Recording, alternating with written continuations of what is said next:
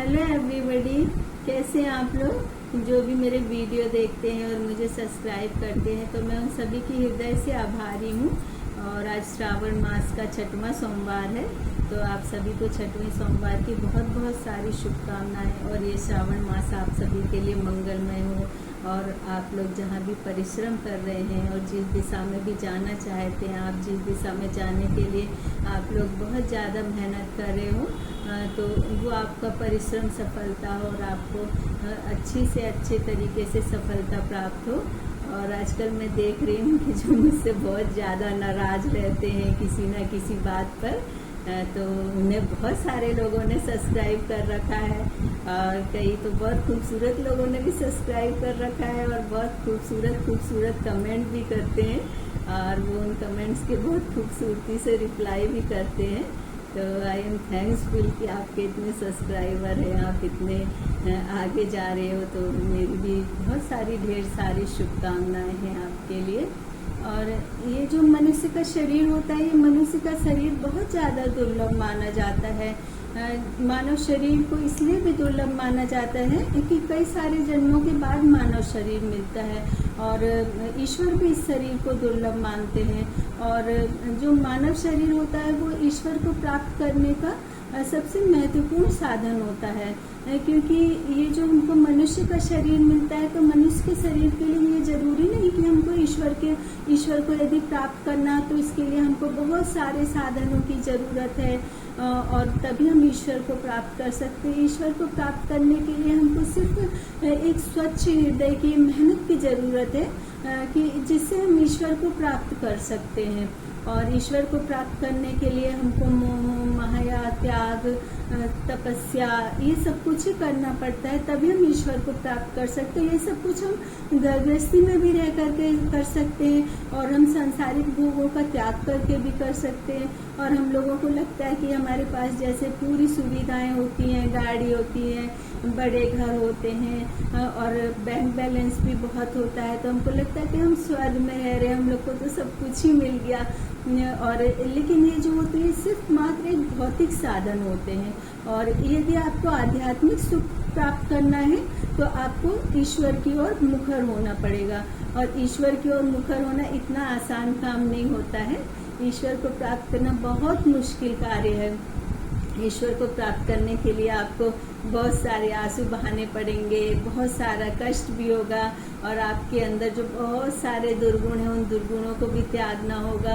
और जब आप ईश्वर की भक्ति में लीन हो जाएंगे, तो ईश्वर की भक्ति में जब आप लीन हो जाएंगे तो बहुत सारे लोगों से आपका मोह भी खत्म हो जाएगा। और जो ये आपका खून रूपी शरीर है, तो जब ये आत्मा से परमात्मा की तरफ जाएगा तो वही आपके लिए मुक्ति का द्वार होगा। तो इसलिए कहते हैं कि जो ये मानव जीवन होता है, ये हमको आत्मा से परमात्मा की तरफ ले जाता है और यहीं पर हमारे लिए मुक्ति का द्वार खुलता है। और यदि हम मोह माया के जाल में फंसे रहते हैं, अच्छाई बुराई के, और एक ही कार्य करते कि नहीं हम ज़्यादा से ज़्यादा धन कमा लें, धन कमाने का कोई सा भी जरिया हो, अच्छा या बुरा हो, तो इस तरह से हम ईश्वर को प्राप्त नहीं कर सकते। इस तरह से तो जो हमारा मानव जीवन होता है ना, वो बहुत ज़्यादा दुर्लभ हो जाता है। और यदि आप ईश्वर को प्राप्त करने के लिए कठोर से कठोर परिश्रम करेंगे, तप करेंगे, तो आपको ये जो मृत्यु का रास्ता है वो बहुत ज़्यादा आसान हो जाएगा और मोक्ष के द्वार भी आपके लिए खुल जाएंगे। और मैं बता दूं कि बैंक बैलेंस के नाम पर तो मेरे पास में कुछ भी नहीं है, और है तो बहुत कुछ भी है, क्योंकि ये है मेरे साथ में और मुझे इन पर विश्वास है कि ये हमेशा ही मेरा साथ देंगे और आखिरी समय तक ही ये मेरा साथ देंगे।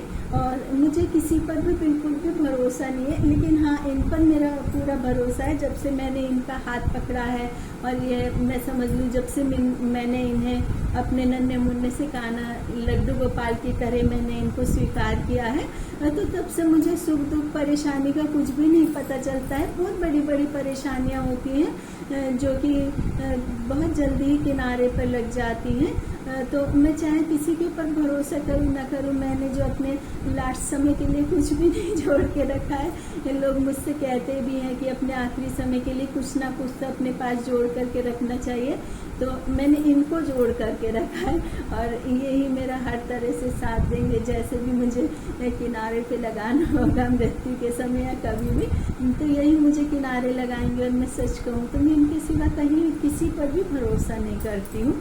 और मैं एक बात और कहती हूँ कि मैं शॉर्ट्स पर, इंस्टाग्राम पर और लोगों के मुंह से भी कई बार ये सुन चुकी हूँ कि जो चरण स्पर्श होता है ये हर किसी के नहीं करना चाहिए। जो चरण स्पर्श के काबिल होता है उसी के चरण स्पर्श करना चाहिए। तो ये जो चरण स्पर्श की परंपरा ये तो बहुत समय से चालू है।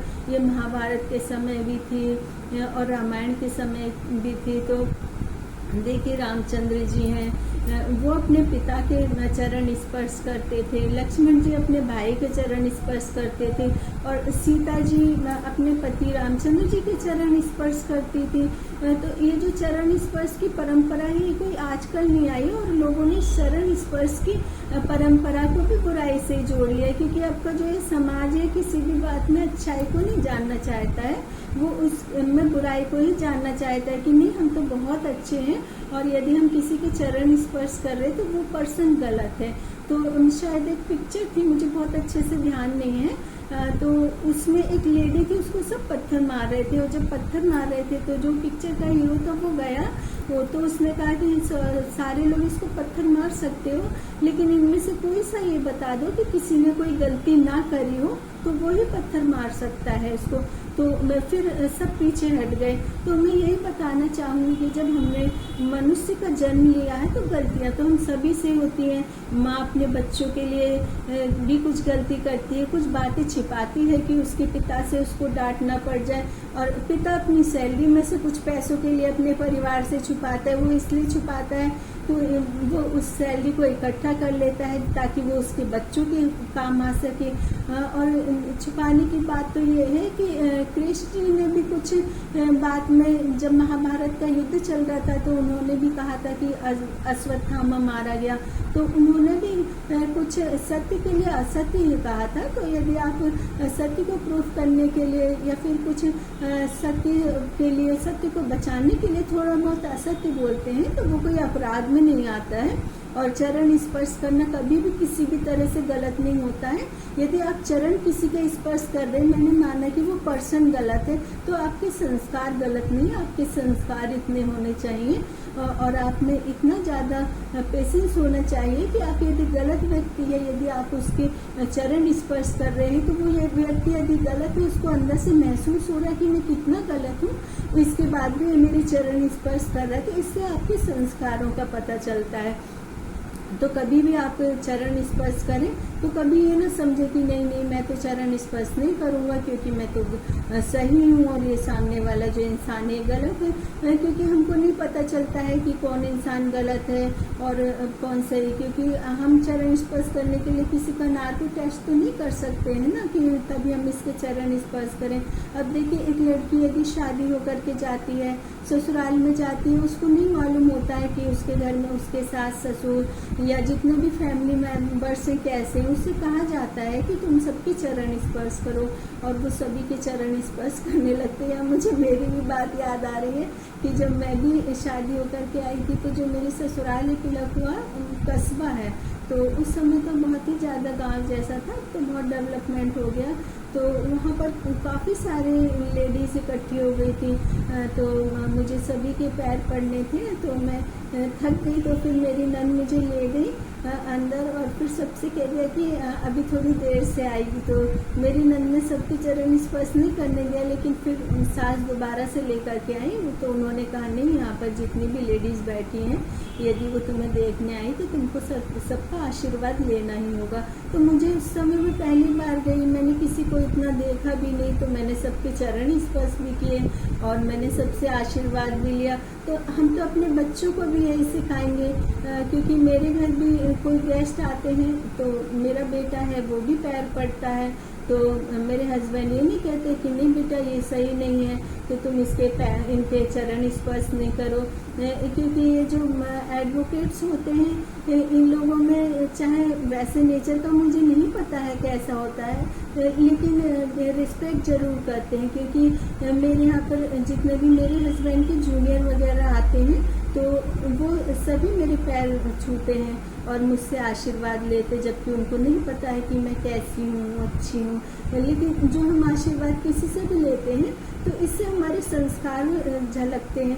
तो आप ये सभी जो भी यदि वोटिंग करने लगे तो मुझे लगता है 90% लोग यही कहेंगे कि चरण स्पर्श नहीं करने चाहिए, क्योंकि हम नहीं जानते कि कौन सही है और कौन गलत है। तो मैं सभी से यही 90% लोगों से कहना चाहूँगी कि आप अच्छी तरह से सोच समझे कि क्यों नहीं चरण स्पर्श करना चाहिए, क्योंकि इसमें तो हमारे खुद के ही संस्कार झलकते हैं। और जिस वक्त हम चरण स्पर्श करते हैं, चाहे वो इंसान अच्छा हो या बुरा हो, उस वक्त उसमें एक ईश्वरीय दुआ आ जाती है, वो आपको दुआ देता है। जिस वक्त आप चरण स्पर्श करते हैं उसके अंदर के जो कोई भी दुर्गुण है उस सेकंड के लिए वो एकदम खत्म हो जाते हैं। तो आप लोग अपने मन में बिल्कुल भी गलत फहमी ना पालें कि आप इस पर्सन के यदि चरण स्पर्श करेंगे तो इससे आपको गुड विशेस नहीं मिलेगी।